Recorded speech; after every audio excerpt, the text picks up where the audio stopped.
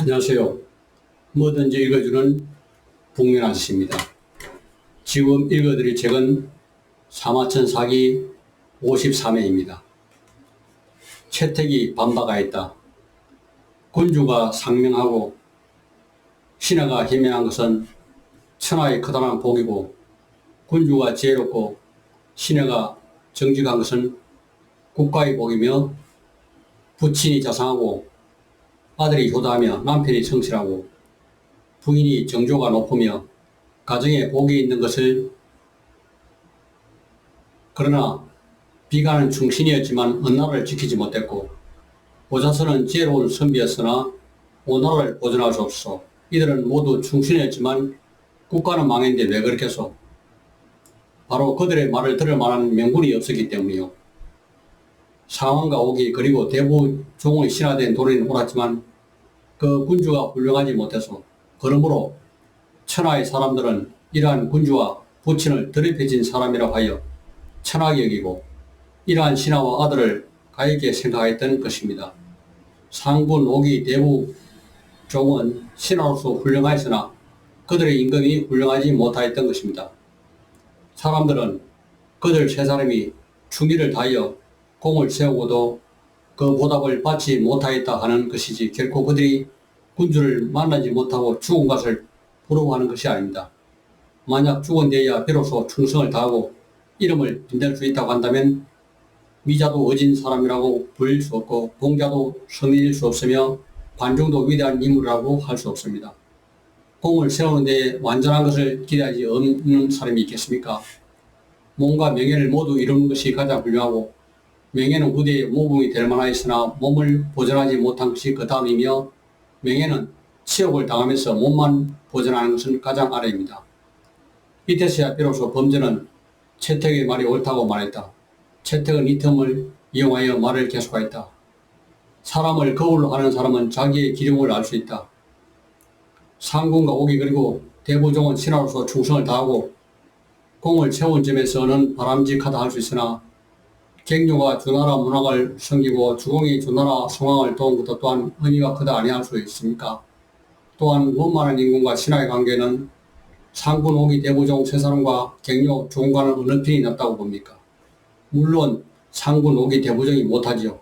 그렇다면 지금 당신이 섬기고 있는 군주가 인자하여 충신을 신임하고 어질고 지혜로워 도의 있는 공신을 굳게 사귀며 어로움을 지켜 공신을 배반하지 않는 점에서는 진나라 효공과 초나라 도왕 그리고 월나라 부천과 어느 쪽이 낫습니까?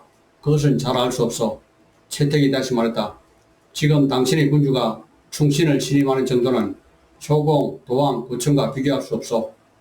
지혜와 재능을 다하여 주상을 위해 나라를 안정시키고 병력을 증강하며 나라를 부유하게 하고 백성을 풍족하게 하며 우환을 물리치고 재난을 해결하고 강토를 넓히며 군주의 권위를 해내에 진동하게 하고 공업을 멀리밖까지 떨치게 하며 명성을 천세의 길이 남긴 데 있어서 당신은 상군, 오기, 대부종과 낫습니까? 내가 미치지 못하오. 채택은 말을 계속이었다. 지금 당신의 군주는 충신을 가까이 하고 노신을 잊지 않는 점에서 효공, 도왕, 부천에 이미지 못하오. 또한 당신의 공직과 군주의 사랑을 받는 정도는 상군, 오기, 대부종에 부족하오. 그런데도 당신의 관직과 가진 재산은 그 세 사람보다 많소. 만일 당신이 물러날 생각을 하지 않는다면 아마 당신이 받는 화가 세 사람보다 클 것이요. 이 점을 매우 위태롭게 생각하고, 속담에 이런 말이 있어. 해도 중천에 뜨면 기울고 달도 차면 기운다. 모든 일이 성하면 곧 새하게 되는 것은 천지에 변함없는 이치라오. 시세에 순응하여 진퇴를 할 수 있다면 실로 성인이 지키는 규율인 것이요. 그러므로 나라의 정치가 맑으면 나아가 배설을 하고 나라의 정치가 탁하면 물러가 살림에 숨는 것이라고. 성인은 이렇게 말했소. 개인이 고귀한 자리에 있게 되면 대인은 유리하다. 올바른 방법으로 어찌하는 북이란 나에게 하늘의 덩구름과 같다. 지금 당신은 남에게 받는 원한과 은혜를 거의 갚았소. 그리고 원하는 바도 모두 성취했소. 그러면서도 앞으로의 변화에 대한 계책은 없소. 한 군왕으로서 백성들에게 세금을 징수한 것에도 일정한 한도가 있고, 농한기에 백성을 사역하는 것도 일정한 한도가 있다고. 그러므로 지향은 지나치게 높아서는 안 되고 행동은 교만해서는 안 되며 항상 규율에 부합되어 벗어나지 않아야 천하가 계속하여 개성되어 단절되지 않는 것이요.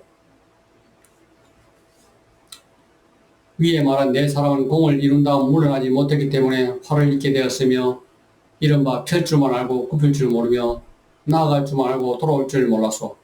오직 법률만이 그러한 이치를 알고 있어 성공 이후에 조인이 조정을 떠나 도중옥으로 살았소. 지금 당신께서 세운 공직은 하늘길을 타고 진나라의 목적은 달성하여서 진나라는 가히 농공해상을 할 때가 되었소. 이때 물러나지 않았던 사람들이 바로 상황, 백기옥의 대부종이었소. 이런 말이 있어. 물을 거울로 하는 사람은 자기의 얼굴을 알고 사람을 거울로 하는 사람은 자기의 기둥을 안다. 또 서경은 이렇게 말하고 있어. 성공한 곳에서는 오래 머물러 있을 수 없다. 내 사람들과 같은 장에 당신은 어떻게 대처할 것이오? 어차피 이외에 재상의 자를 내놓고 어진 사람에게 물려준 다음 물러나 바위 밑에 살며 내과의 경치를 구경하면서 얘기와 같이 청렴한 이름을 얻어 영원히 공으로 불리며 자산손손 이어갈 생각을 하지 않는 것이오. 그것과 화를 입어 죽는 것을 비교할 수 있다는 말이오. 당신은 어느 쪽을 택하겠소? 주에게 이르기를 솟아오르는 영은 유칠 날이 있다 라고 하였소. 이는 곧 올라가서 내려오지 못하고 채기만 하고 굽히지 못하면 가기만 하고 돌아올 줄 모르는 사람들이요. 당신께서 자세히 고려해 보시기 바라고. 소매가 길어야 춤도 잘 춘다. 범죄가 말했다. 조소, 당신이 좋은 말씀을 해줘서 욕심은 그칠 줄 모르며 그 욕심 부린 것을 모두 잃게 되고 만족할 줄 모르며 그 가진 것을 모두 잃는다. 고하였소. 다행히도 좋은 가르침을 주시니 상가따르겠소. 그리고는 곧 채택을 맞아들여 상경을 모시다. 며칠 뒤에 범죄는 조정에 들어가 왕에게 아랬다. 신의 유색객 중에 산동 지방에서 온 채택이라는 사람이 있었는데 사망의 인정과 오화폐의 공헌 그리고 세속의 변화에 매우 정탐합니다. 진나라의 정세를 충분히 그에게 맡길 만합니다. 신은 지금까지 많은 사람을 만나보았으나 그 많은 사람은 처음 보았습니다.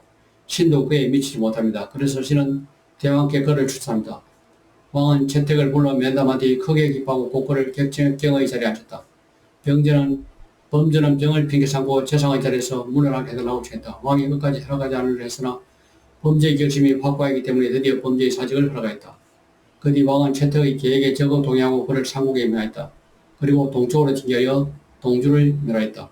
채택이 상국이 된 지 며칠 만에 누군가 그를 모함했다. 그러자 채택은 병을 핑계로 상국자를 내놓았다. 그러나 그는 강성군로 정해져 진나라에 10여 년간 머물면서 수왕, 후군왕, 장량왕을 섬기고 마지막으로 진시황까지 섬겨 옛날의 사신을 가서 옛나라 태자가 진나라의 인지를 오게 만들었다. 태상홍은 말한다. 한비자는 소매가 길어야 춤을 잘 추고 돈이 많아야 장사를 잘한다고 했는데 참으로 맞는 말이다.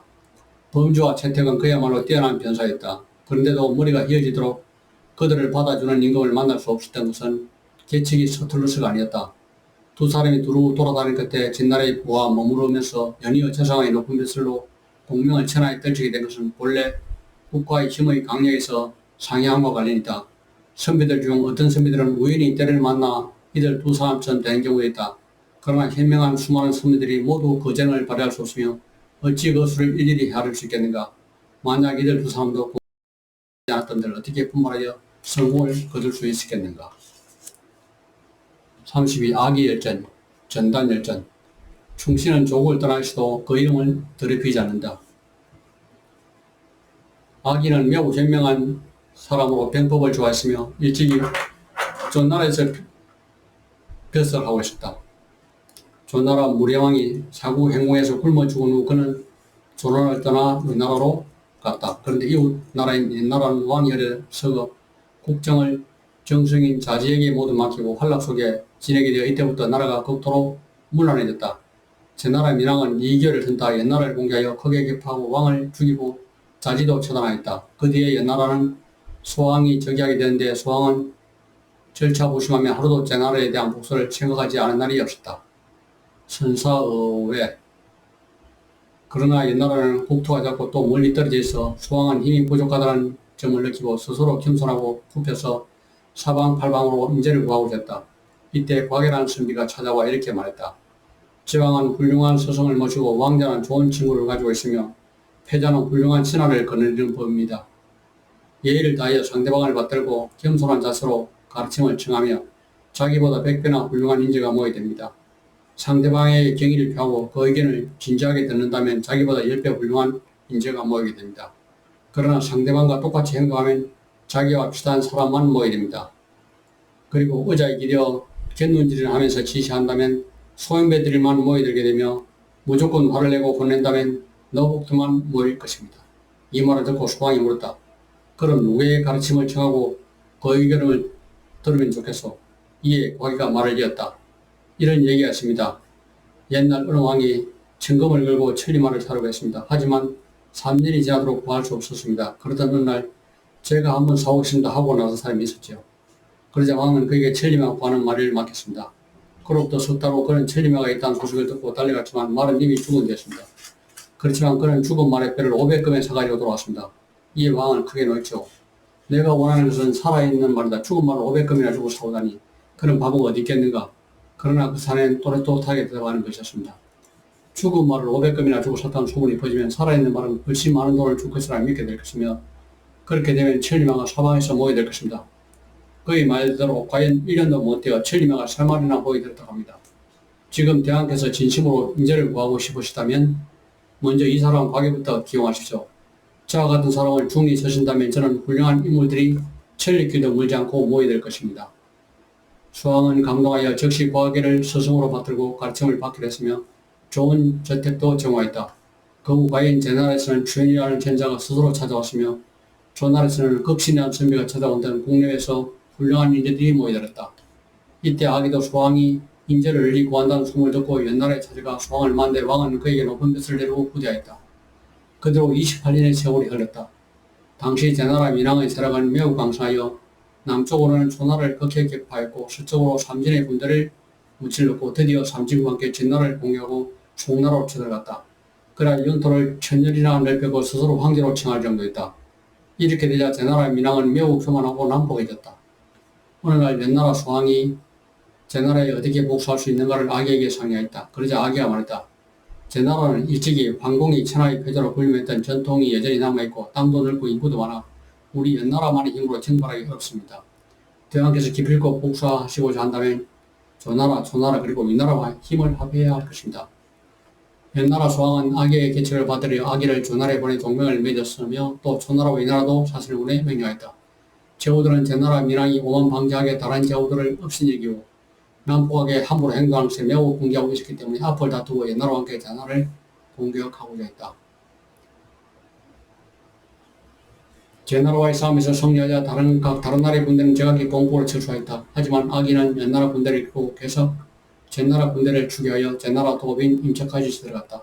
이때 제나라 민왕은 도망쳐서 겨우 한쪽 구석 지방인 그 지방만 지키고 있을 뿐이었다.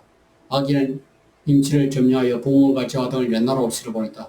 이에 연나라 왕은 크게 기뻐하여 몸소 전선까지 와서 군사들을 미문하고 잔치를 벌이고 산을 중흥을 한편 점령한 창국을 아기에게 봉하고 친국군으로 봉하였다. 수왕은 제나라에서 얻은 전리품을 거두어 연나라로 돌아가고 아기에게 아직 항구하지 않은 제나라의 각성을 계속 평정하도록 명령하였다. 아기는 5년간 제나라에 머물면서 제나라 70여 개 성을 항복시켰다. 그래야 제나라는 이제 그 지방과 정묵 2개의 성만 남게 됐다. 이때 정묵을 지켰던 장군은 바로 전단이었다. 사기 제1의 기문 전단. 전단은 제나라 전시왕족의 먼 친족이었다. 그는 제민왕 때 임치의 시연이 되었는데 전혀 중용되지 못하였다. 연나라가 아기를 파견하여 제나라를 격파하자 제민왕은 달아나 그 성에 응거했다. 연나라 군대는 더욱 공세를 강하여 제나라를 평정했고 전단은 임평으로 달아났다. 그는 집안 사람들에게 술을 받게 주고 양끝을 모두 자르고 그 위에 서로 튼튼하게 태를 씌우라고 시켰다. 이상으로 제 길을 마치겠습니다.